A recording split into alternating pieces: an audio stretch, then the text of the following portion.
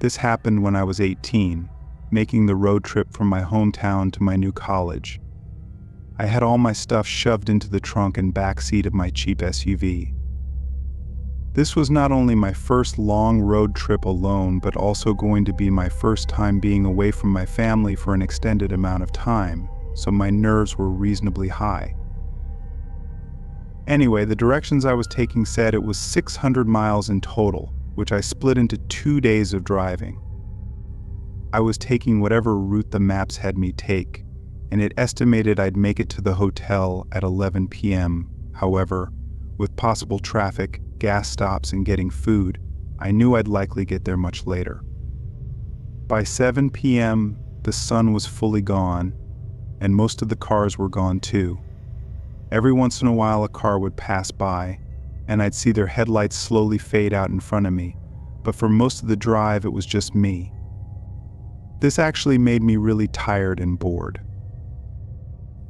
Around 10, I decided I'd stop at the next gas station before making the final stretch of the drive. About 10 minutes later, I exited the road and entered a gas station. Being so far out, this wasn't a town or anything. It was literally just a gas station with a few pumps and a tiny convenience store. I didn't see any other cars on the road, in the lot, or even any lights from nearby houses or buildings in the distance. I pulled right up to a pump and got out to start topping off my tank. As I looked around, I almost got jump scared by a guy walking up to me. In comparison to myself, he was much older, probably in his 50s, if I had to guess, and he honestly looked homeless. Regardless, being approached out here wasn't something I was expecting, and his short smile didn't make me feel any more comfortable. "Do you need something?" I said, hoping he wouldn't walk any closer. The man stopped a few feet from my car and looked around almost cautiously before responding, "Take the exit back onto the highway." I looked at him confused, not sure if I was understanding him right. He pointed behind me at the exit I came from and repeated himself, "Take the exit back onto the highway." After a second, I said okay, and the man walked off. I was still really confused. The exit I came from that he wanted me to take again was a one-way road, so by his logic, he wanted me to drive on the wrong side of the road and do a U-turn back onto the highway. It just didn't make any sense. I looked out at the entrance road, the obvious one that I was supposed to take, and there were no signs of any construction or anything blocking it. It just looked like an empty ramp back onto the highway. As I put the pump back and got in my car, I glanced over at the man, who was now just sitting against the side of the convenience store. The more I thought about it, the more crazy that man seemed just sitting out here, saying nonsense. I thought maybe this was some kind of trap or something, so I went with my instinct and drove out of the lot and toward the entrance to the highway. As I merged onto it though, I realized pretty much all the street lights were out. I slowed down, thinking maybe this was a construction zone or something. I kept my eyes focused on the road directly ahead, making sure to be cautious of anything. But while I made my way through the unlit road, I saw only a brief outline of a figure to my left before a pickup truck came out of nowhere and stopped right in front of my car. Every door opened as 4 men jumped out of the truck and started running up to my car holding weapons of all kinds: metal bats, machetes, knives, and they didn't even have anything covering their faces. They just had this emotionless gaze, like they felt nothing for what they were doing. I quickly started backing up as they got just a few feet away from my windows. Once I got far enough back, I suddenly saw the outline of dozens of people coming out of the shadows off the side of the road. A few even tried chasing my car as I frantically reversed out of there. As soon as I could, I turned around and sped off. I called 911 once I felt I was safe, but for some reason I never got a call back, no update on it at all, almost like they didn't even check on it. Ironically though, It was the creepy old guy at the gas station who tried to prevent me from getting caught up in that mess. At least that's what I assumed he was doing. Either way, I was incredibly lucky to get out of that with my life, as I have no idea what that was or what they were all planning to do.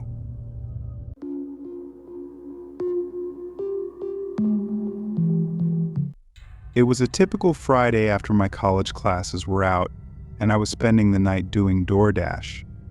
This was my regular routine, dashing on the weekends to help me pay for all my living expenses while on campus.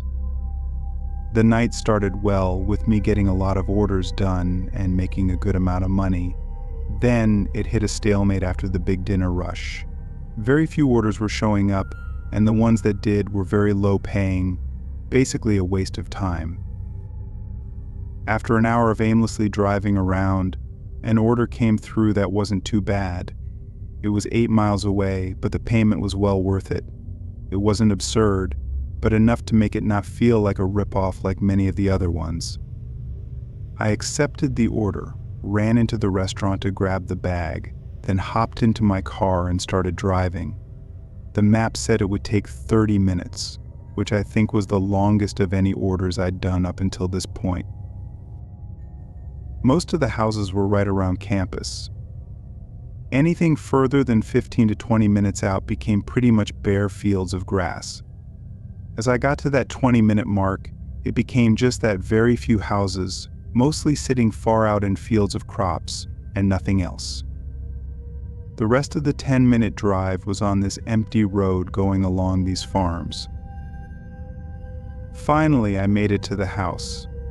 There was a dirt driveway connecting to the road, leading through a large field, and in the far back was a small house. Driving through the field felt very eerie, even though I'm not one to get nervous without reason. This felt different. As I got further from the road, the only sound was the low rumbling of my car on the dirt. I parked out front, got the bag ready, and left the car running as I stepped out. The night was quiet, and the house was dark, having only the porch light on to illuminate the outside. I walked through the unkempt grass and up to the porch, knocking on the door. As I waited, I looked back at my car sitting in the dark, with the field of pitch black behind it. A moment went by, so I knocked again, but there was no response, not even the sound of anyone inside. It didn't take long for me to realize the strangeness of the situation. Seeing no lights on in the windows and noticing how decayed the house looked up close, I began to feel uneasy. The only thing that made me think it couldn't be abandoned was that I had an order for this address, and the porch light was on. I looked at the light, thinking, why would that be the only light on then? By some odd chance, I recognized the top portion of the casing having a cheap solar battery. It was just an automatic light that charges during the day and turns on in the evening, meaning nobody had to be here to turn it on. Just as I was piecing this all together, I heard a rumbling sound behind me. I turned and saw a car driving down the dirt path, coming up right behind my car. I stood there, staring at their headlights until a man stepped out. I yelled from the porch, asking if this was his order, but he didn't reply. He just stood right next to his car and didn't move or speak. I felt my adrenaline spike as I began realizing how horrible the situation likely was. The silence of the night only reminded me that there was nobody here to help. I was stuck in the middle of a field, between an empty house and a stranger. In a split-second instinctual reaction, I dropped the bag and sprinted off the porch, running behind the house and straight into the field of grass. I looked back, seeing the man coming up behind me. Frantically, I continued running, and the further out I got, the thicker and taller the grass became until it was covering all views of direction. By then, I knew the guy had no chance of following me. I slowed down, catching my breath as I carefully moved through the crops, trying to be quiet in case the man was still trying to find me. Eventually, I made it to someone else's yard. From there, I got to a road where I had enough signal to call for help. The police picked me up and went to check on my car, but of course the man was gone by then. I was surprised though because my car hadn't been looted, and the bag of food was still on the porch of the abandoned house. That could only mean that the man had other intentions, likely far worse than just robbing me.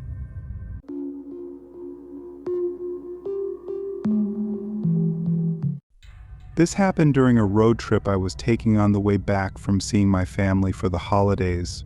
I'm not usually one to drive more than a couple of hours because I much prefer flying, but this year the tickets to where I was going were way more expensive for some reason.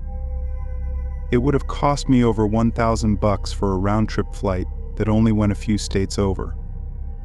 I had planned everything out so that I'd get home a few days before I had to go to work, but a snowstorm blew in on the day I was going to leave, so I had to stay an extra 2 days before finally starting the drive.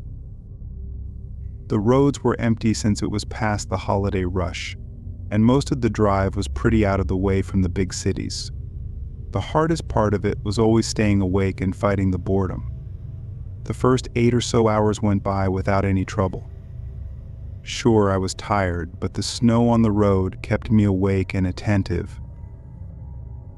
It was about 10 p.m., and I had a hotel booked in a small town just 2 hours further ahead.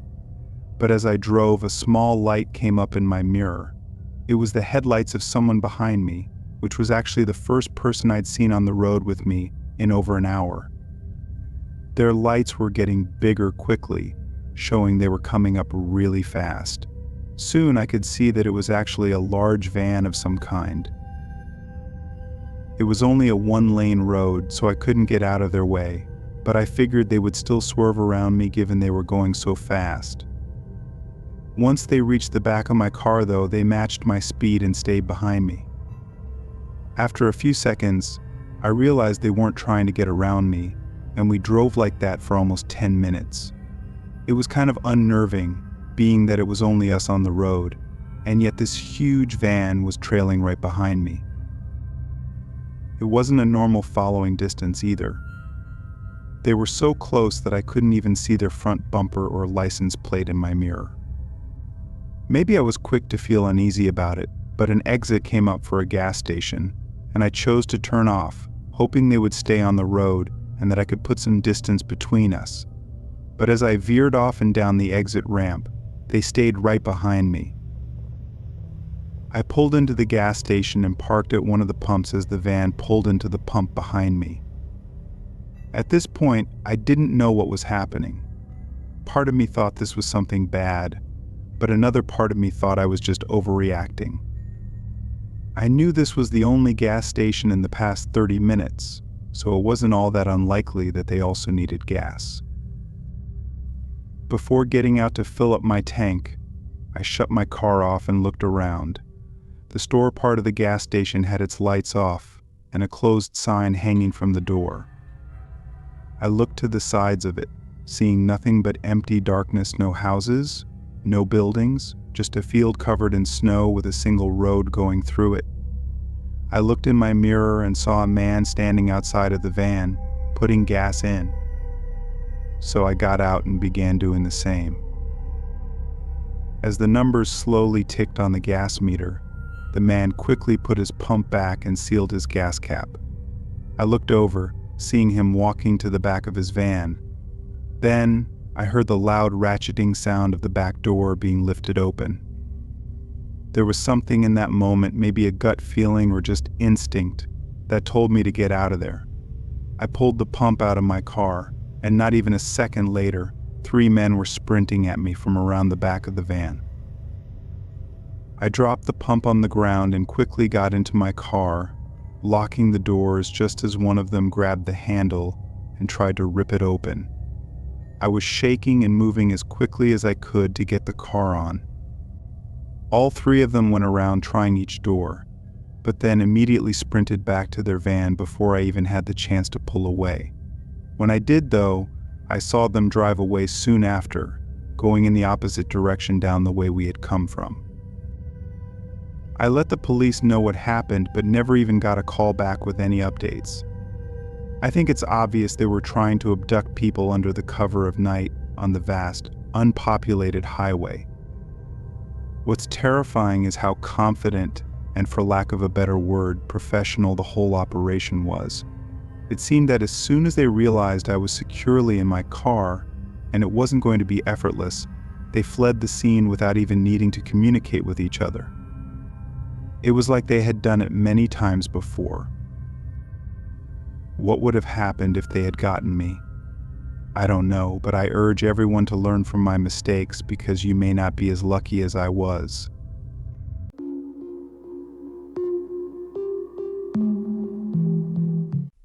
I was delivering a truckload to a company on the far west coast, coming from the east coast.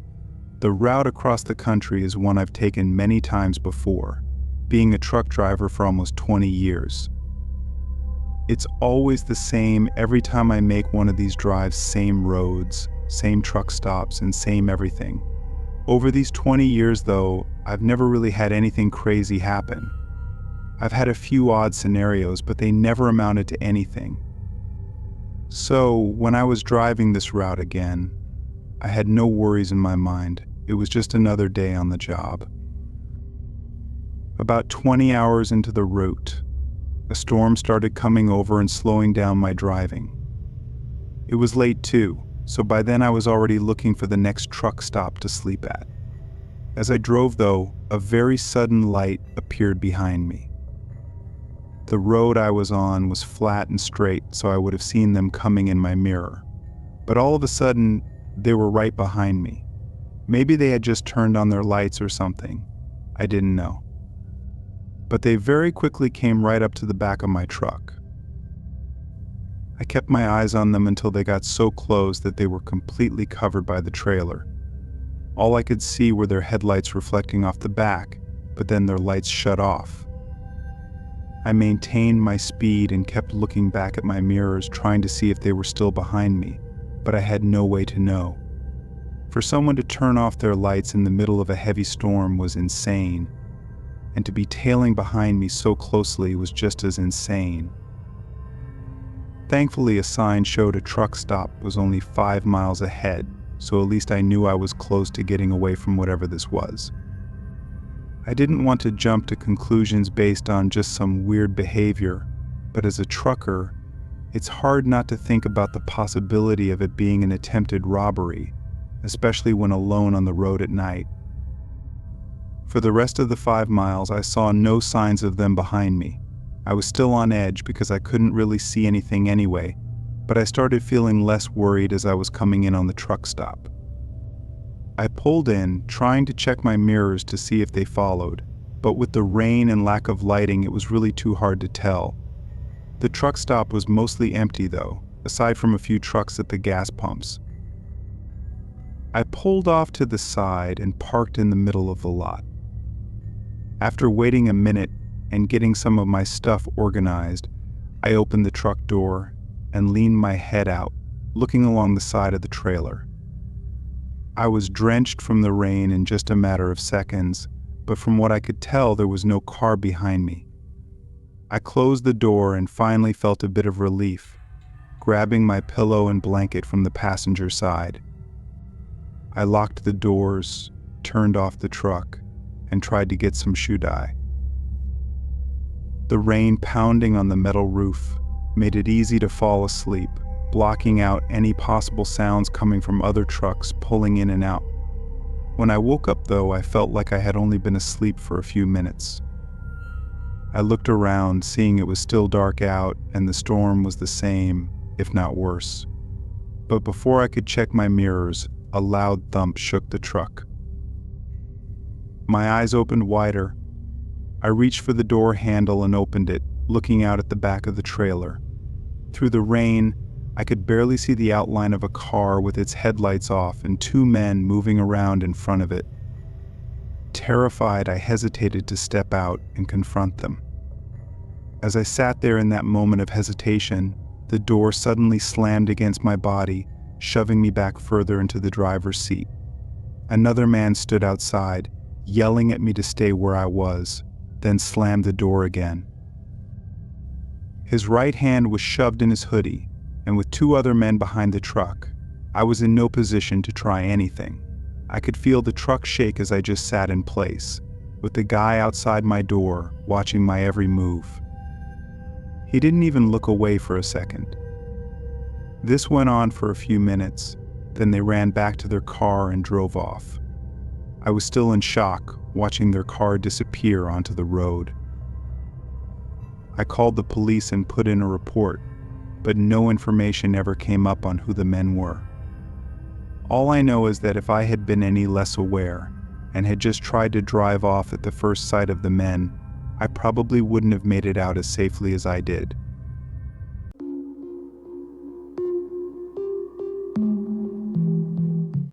In 2019, I worked as a delivery driver for a pizza place near my school. I would work most days after class to pay for my car and rent. The job wasn't great, but it helped me get through college without being completely broke. One night I clocked in at 6 and spent 3 hours straight delivering orders. After taking a lunch break, I resumed work at 9:30. I picked up my next order and started heading to the address. It didn't seem like a house, and the route to get there wasn't what I was expecting. The directions took me further out from town, away from most houses and stores, and into a business center. The area was full of small office buildings, and nothing else. As I drove down the road, I couldn't figure out which building matched the address, so I followed the GPS, hoping it would take me to the right spot. I eventually found a long parking area and drove to the front of a building where I could read the address. It matched the one on the order, but something felt off. The parking lot was completely empty, not even the streetlights were on, and the office building didn't show any signs of activity. I double-checked the address, thinking there had been a mistake, but it all checked out. I even tried searching for places nearby with the same address, but no, this was the right place. I put the car in park and got out, glancing around before walking up to the door. The door was glass and had a dark tint covering it. I knocked and took a step back, waiting. It only took a moment before the door opened. A middle-aged man, wearing casual clothes and holding a small grin on his face, greeted me. He suddenly got overly excited and said he was happy the food had finally arrived and that everyone was hungry. I glanced behind him but didn't see anyone else. There was only a single light on in the hallway. Still, I ignored it and told him the total. He must have realized I was looking for more people, because he quickly explained that everyone else was in the rec room on the 3rd floor for a company party. I smiled to be polite, but something about his overwhelming excitement felt forced. He handed me cash for the pizzas, along with a $10 tip, but then asked for a favor. He wanted me to help bring the pizzas up to the 3rd floor. The generous tip put me in a strange position. It felt like I should help him, but carrying a few pizzas wasn't exactly difficult, and his request seemed unnecessary. The man started walking towards a door that led to some stairs, urging me to follow. I trailed behind but kept my distance as we entered the stairwell. The moment I stepped in, I felt a cold rush of air and noticed the lights were off. Only the small light from the hallway lit the entrance to the stairs. He started climbing the stairs but stopped when he realized I hadn't followed him further. He turned and made a humorous remark about the lights but quickly dropped his grin when he saw I wasn't going to follow him. Without hesitation, he came rushing down towards me, anger flashing in his eyes. I threw the pizzas onto the ground, bolted out of the door, and ran for the exit. Once I reached my car, I saw the man come partway out of the front doors before retreating and slamming them shut. I immediately drove to a different parking lot and called the police. By the time they arrived, the man had disappeared. Since he paid in cash, there was no way to identify him, and the office building was completely empty. No one was on the 3rd floor, making it clear that the whole situation had been some sort of trap. What he had planned for me on the third floor, I'll never know, and I hope no one else has to find out.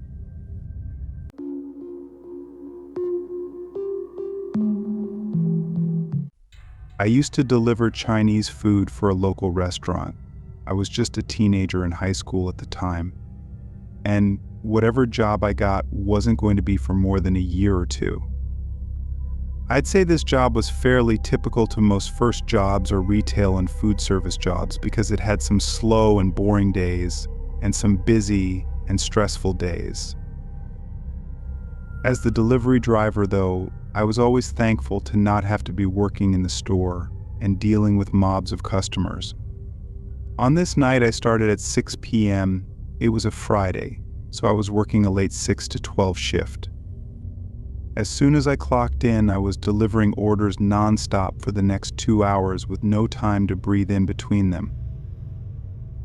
At 8, orders were slowing a bit, but I still had a few more to deliver before I could take my lunch. So I grabbed the 3 orders and set out to get them done before 9. The first one was close, but the next 2 were further out. This isn't uncommon, as our town isn't all packed together. I got to the second house, dropped it off, and then headed out to the final stop. It was 10 minutes from where I was, and the tag said it wasn't paid for yet. All I was thinking about during this drive was the break I'd get afterward. Going back and forth for 3 hours straight tired me out more than usual that night. I pulled into the neighborhood and followed the GPS until I got to a back portion where the whole atmosphere quickly changed. I turned down a thin road of cracked pavement and potholes with barely visible small houses on the side, covered by thick bushes and unkempt lawns. When the GPS told me I had arrived, I stopped the car but didn't see a house. I turned my brights on, and ever so faintly I could see the outline of a small house pretty far from the road I was on.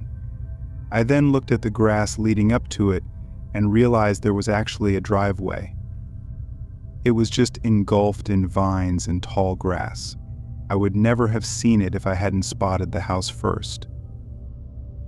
Knowing I wouldn't be able to drive on it, I put the car in park, got out with the bag, and began to walk through the overgrown driveway.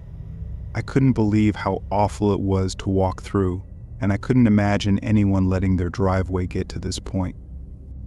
Getting closer, though, I could see more of the house. It was very small, kind of like a trailer home, and looked to be in a matching condition to the driveway vines growing over the windows and bushes covering every inch of the nearly decaying house. As I made my way up to the front door, I knew something was wrong. I knew it in my gut and in my head, but I was just some kid with a first job who was scared to lose it, so I felt like I had to do my job, which was to deliver the order to this address. I pushed all my bad feelings aside and knocked on the door. Right away, I heard footsteps coming up to the door. It opened, revealing a young lady behind it. At first, in the dim lighting, she looked very normal, and I felt a huge relief. But it only took a few more seconds to realize that her normal look was eerily out of place with the house in this condition. There was no way she could be so well dressed and taken care of. As these thoughts scrambled through my head, she opened the screen door and said in a creepily calm tone, "Come in."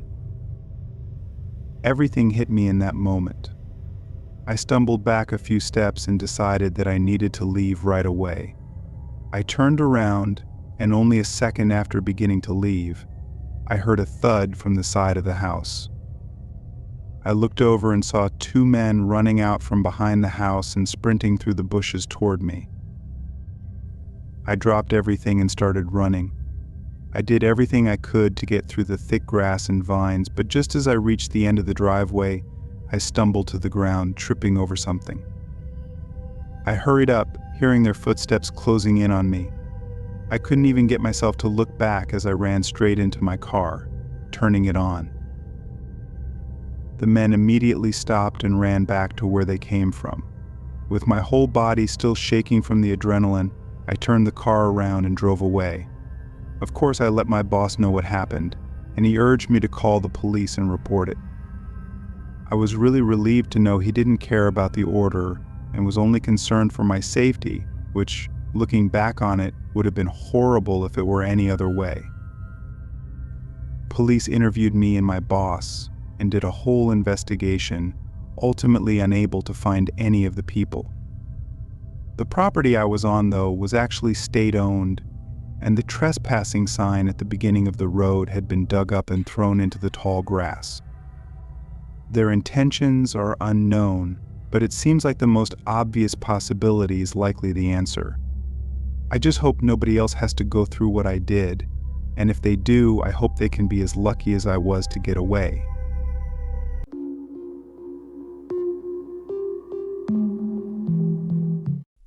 I had some spare time this night, and after chugging a few coffees earlier in the day, I figured I'd use the energy to go out and make some money. I was delivering for DoorDash, cruising on the highway to my next delivery. It was super late, the roads were empty, and the night was very peaceful, basically every delivery driver's dream. On my way there, though, my phone started buzzing. It was the customer calling me, but before I had a chance to answer, they hung up. Since it only rang for a couple of seconds, I thought it must have been an accident, but just in case, I redialed their number. It rang for a while, but they didn't answer. I shook my head and blew it off, not thinking much about it for the rest of the drive. I got off the highway and drove into the neighborhood. It was a very regular street with average houses. When I got to the house my delivery was for, I parked in the driveway and started walking up to the porch. As I was setting down the bag, I saw that the front door was cracked open. I didn't know if it was meant for me or not, so I lightly knocked on the door and called out that I was dropping off their food. As soon as I did, I heard a somewhat disturbing sound coming from down the hallway. It was a muffled thump that almost mimicked my knocking, like someone was banging on a door. A bit shaken, I opened the front door wider and called out again. I wasn't sure what to say, so I just repeated that I was delivering their food. A few quiet moments went by. Then I heard a door open from the back of the house, and a guy came around the corner. He looked distressed and bothered, but I couldn't tell if it was because of me or something else.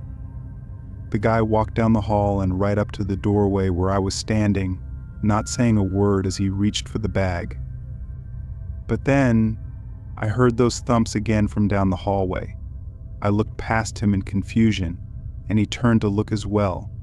He quickly turned back to face me, recognizing that I had heard it too. "Is everything okay?" I asked carefully. The sound echoed through the walls again, as the man just stared at me, like he was trying to think of what to do. Then, he said in an almost demanding tone, "Why don't you bring the food inside for me?" Nervously, I picked up the bag but quickly realized how terrible of an idea that was. I felt threatened, like I had to follow him, but I also had a gut feeling that if I did, I wouldn't be making it out of there. In my hesitation, the guy's face showed that he was even more bothered, angry even. He then reached out, grabbed the food right from my hands, and slammed the door in my face. Stunned, I stood there and listened as his footsteps went down the hallway, and the thumping stopped. I couldn't do anything else at that point, so I hurried off the porch and got in my car. I ended my DoorDash shift after that delivery and ended up reporting the really disturbing scenario to the police. What made me decide to report it was that the man had tried to get me to go inside his house. If not for that, I might have felt there wasn't enough evidence to report anything. Unfortunately, the police informed me hours later that the man denied anyone else was there and declined their request to search his home. At that point, there was nothing left to do other than speculate. I believe something truly horrible was going on, and he was possibly ready to do the same to me. But I don't think we'll ever know for sure.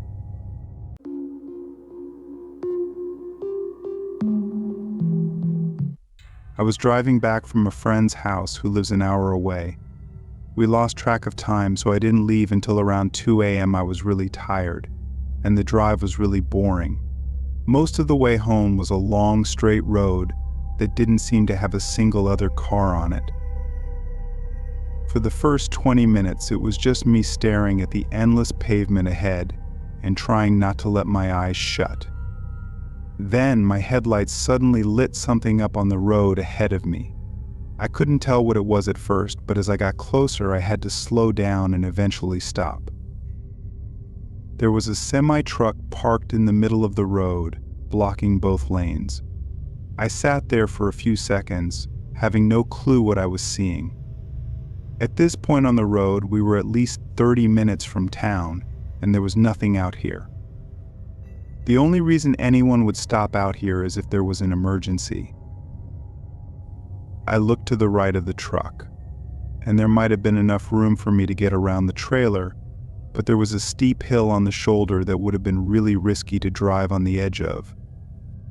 The other side of the truck had trees too close together for me to drive between. After being there for a whole minute, I figured this had to be an emergency, and that my best, and maybe only, option was to check on them. I got out of my car and began walking up to the front of the trailer. I remember how quiet it was outside, like the night was completely still and empty. As I got up to the front, I realized the light was on in the driver's cabin. I went up to the door and lightly knocked on it, then called out, asking if they were okay. The window was too high up to see through, so I couldn't see anything from the ground. After a few seconds, there was still no response. I called out again, but there wasn't even the sound of any movement inside. My gut was telling me that something was seriously off about this. I looked down the road ahead, then back at the road I came from, seeing nothing but fog in the distance. It only reminded me how far away I was from anyone else. I grabbed the side of the door and lifted myself up onto the steps, then looked inside the window. There was stuff scattered everywhere, almost looking like they had crashed or something, making the whole cabin a total mess, but nobody was inside. Then I noticed the door on the other side was wide open. I stepped back onto the road and began walking around the truck to investigate the open door, but stopped in my tracks when I saw a man in the forest walking up the side of the hill. He was tall, with shoulder-length hair, and had a very disheveled appearance. "Hey man, are you okay?" I asked. The man didn't look at me, but continued coming up from the forest and onto the road. In the faint light coming from my headlights, I saw dark red stains all over his clothes, and his face was covered in dirt and grime. Thinking he was clearly not okay, I offered to help, but he continued to not even acknowledge me. That was until I said I could call 911 for him. He immediately stopped walking and shot a look at me, holding eye contact for a few long seconds. "I'm fine," he said in a deep, threatening tone. I stopped talking and watched him get into the truck. I rushed back to my car as the truck started driving away. I turned around and drove right back to my friend's house, where I called 911 and gave every detail I could remember. Unsurprisingly, the case never went further than that. What happened on that road is still a mystery, one that terrifies me. The way the truck was stopped, being sideways, with the cabin looking as chaotic as it did, makes me think something or someone forced them to stop. What happened afterward is debatable, but the man I saw probably wasn't the original truck driver. I think we can all assume what likely happened in the forest below the road.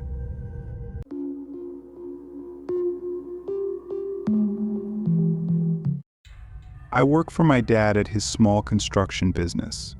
He runs a yard and warehouse full of materials, as well as manages the job sites the workers are at. Since I was only 17 at the time, my job was to basically be the errand boy. I'd drive materials back and forth and pick up anything that was needed. Depending on the job, though, some materials would need to be there before workers arrived because they would need them to get started right away in the morning. So every once in a while during busy weeks, I'd have to start work really early, like 2 or 3 a.m., to make sure I could drop everything off in time. Obviously, this was only during the summer when I didn't have school, so I really had no excuse for not being able to work. I liked doing the deliveries early, though, because it was calm and I didn't have to deal with anyone telling me what to do. On this day, I arrived at the warehouse at 3 a.m., loaded up, and then started making my way to the job site. It was a repair job on an old, maybe even abandoned, building at the edge of our town. When I got there, I saw a truck parked right outside. Its lights were off, and it didn't look like anyone was nearby. It was way too early for anyone to be working, so I wasn't expecting to see any cars here. I parked and got out, walking up to it and seeing that it wasn't a company vehicle either. The windows were tinted and I couldn't see inside. I turned and looked at the building, trying to see if anyone was there. I called out, asking if anyone was inside, but got no response. Feeling a little weird about it, I pulled out my phone and called my dad. It rang for a minute, then went to voicemail. Figuring it was probably just a worker's personal truck that they had left there, I went back to my truck and started unloading the materials. It took probably an hour, then I got back in and started to drive off. As I left the area, though, I looked in my rearview mirror and suddenly the truck's lights turned on. I practically slammed on my brakes, stopping on the side of the road and watching as the truck started to back out. Someone had been in there the whole time. I was sure it couldn't have been a worker because they definitely would have responded to me. I sat and watched as they made their way out of the parking area and onto the road. I grabbed my phone and quickly dialed my dad's number again. While I waited for him to pick up, I looked over and saw the truck had stopped right next to me. I stared at their window, knowing someone behind it was probably staring at me. I tossed my phone on the seat and started to drive forward, but the truck quickly matched my speed and prevented me from getting back onto the road. There was nowhere else for me to go. To my left were trees, and to my right was this truck blocking my way. I started to panic, putting the car in reverse and trying to back up. The truck did the same until they tapped the side of my car, making me lose control and slide completely off the shoulder, hitting the side of a tree. The truck quickly stopped right at the top of the road as if they were going to get out. But then, their brake lights suddenly turned off again as they put it back in drive and sped away. Just 20 seconds later, another car pulled up to the side of the road, and a man got out and ran up to me, asking if I was okay. I didn't know his name at the time, but it was one of the workers who was just arriving at the job site. He only saw the last bit of what happened, but said he recognized the other truck as Samuel's, who was another worker my dad had hired a few months ago. As it turned out, a bunch of tools and materials were missing from the job site, adding up to almost $10,000. And that was just from that one night. He could have been slowly stealing a few things at a time over the past few months. I think what happened that night was that Samuel thought that by me seeing his truck, it would eventually all get traced back to him, and he'd get caught, so he tried to stop me. I don't know what he would have done to me, but considering I was the only witness, it's likely that he wouldn't have gotten caught as long as I was never seen again. Unfortunately, though, his name and everything else didn't add up to anything, and it was likely that he was either an illegal immigrant or some kind of felon who went through the effort of getting fake or stolen IDs and work documents. I was never expecting something like that to ever happen, but at least it's really unlikely that I'll ever see that man again.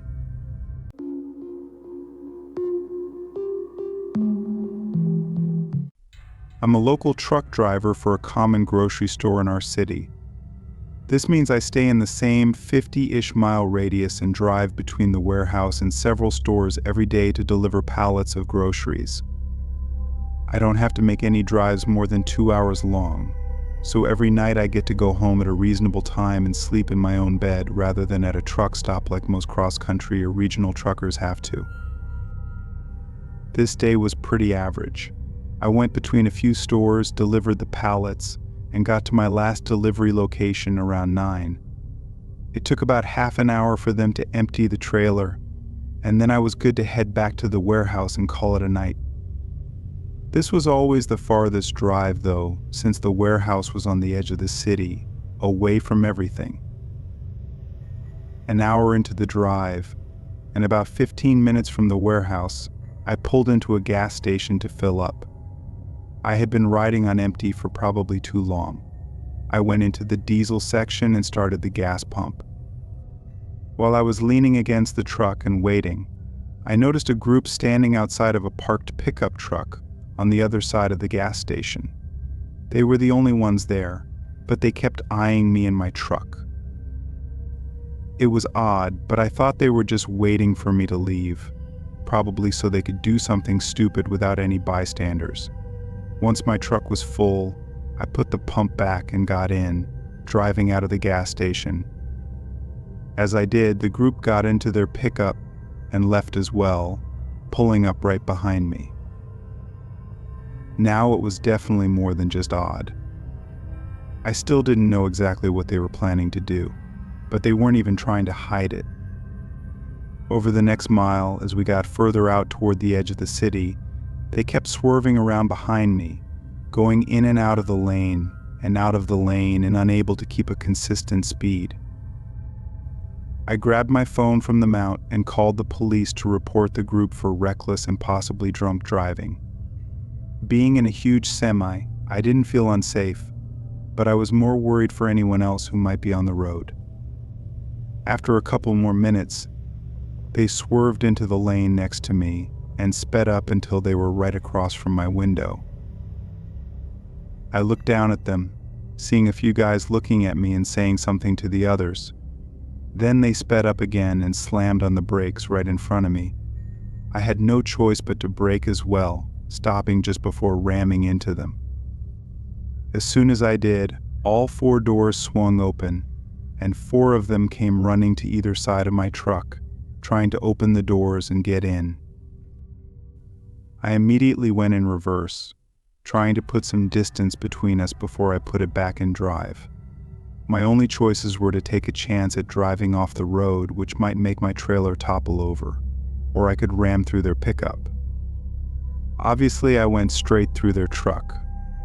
All 4 of them ran off the road just before I hit it, and after 30 seconds, I was long gone. By the time I got to the warehouse, the police had shown up to the scene, finding their pickup on the side of the road and all 4 of them standing by it. As the officer put it, they were all intoxicated but not willing to cooperate in explaining what they were doing. Whatever they were trying to do, it was pretty scary having 4 drunk and aggressive guys trying to break into my truck. Although it all happened so fast and maybe doesn't seem that bad, I think if I hadn't acted so quickly, it easily could have escalated to something truly awful. But there's really no way to know what could have happened.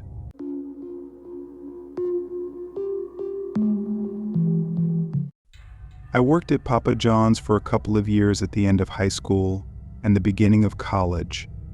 I delivered pizzas and sometimes helped with cleaning and other tasks because I worked nights. This was my usual 4-to-1 shift on a slow weekday. By 10, we weren't getting any more orders, so we started cleaning and preparing for closing so we could leave right at 11. But at 10:45, the store phone started ringing. I let my manager pick it up, and from what he was saying, I knew someone was placing an order. Despite my shift ending in 15 minutes, I still had to deliver the order, so I was visibly annoyed. I waited for the pizza to be ready, then left just before 11. The address wasn't too far, I think just under 10 minutes away, but when I got there, I was a little confused. There was a long driveway going into the trees, but I couldn't see any houses or lights at the end. I looked back at the map, zooming in and seeing that there was a house that was just really far down the driveway. I turned onto the driveway and put my brights on. After the first part that connected to the main road, it became a gravel path, and it was honestly hard to follow because it was thin and the trees were really close to the sides. Eventually it opened up a bit, and across a small field was an old wooden house. It was too big to be a cabin, but it definitely gave off that middle-of-the-woods cabin type feeling. There wasn't exactly a place to park, so I just stopped on the gravel and got out. A few of the outdoor lights were on, but they weren't bright at all, and most of the woods surrounding the area were completely dark. I started walking up to the door, hoping to do this quickly because something was starting to make me feel off about this place. I got up to the porch, and just before I knocked, I heard something behind me. It was leaves crunching in the woods near the gravel driveway that I had just come from. I looked out there for a second, but it was too dark to see anything, so I turned back and knocked on the door. While I waited, I looked back at my car, wishing I had left the keys inside so the headlights would stay on. Even from the porch, it was hard to see anything more than just a small glare coming from the plastic reflectors. The rest of the car wasn't visible, falling past the dim light coming from the house. I heard footsteps inside, then the door opened. It was an old man with short black hair and glazed over eyes. "I have a Papa John's pizza order for you," I said, holding out the box. There was a slight pause before the man slowly reached out and took it, looking me in the eyes the whole time. He set it down on a table next to him and got his wallet out, slowly counting through some cash. That's when I heard it again, leaves crunching behind me. I looked over my shoulder toward my car, where I heard the noise coming from, but just when I thought I might have seen something, the man grabbed my shoulder. "Here for you," he said, holding out some cash. I took it, then quickly looked back at my car but didn't see anything. A few seconds later, I was shaken by the man slamming the door behind me. Before leaving the porch, I got my phone out and turned on the flashlight, then hurried back to my car, shining the light in all directions but not seeing anything. I got in and made a small U-turn, then drove out of there. My unsettling feelings stayed with me the whole drive back. After clocking out, I did a quick walk around my car. For the most part, everything looked okay, but once I got a closer look, I noticed some scratches near the passenger door handle that I didn't remember being there before. I couldn't verify anything though, and even if I could, I don't think there's really anything I could do. But I think someone was out there in the woods trying to get into my car without me knowing. Maybe it was all just a setup. I can't really say for sure, but if they had gotten in, there's a chance they would have hidden in the back seat and waited for me. What would have happened after that is best left unknown.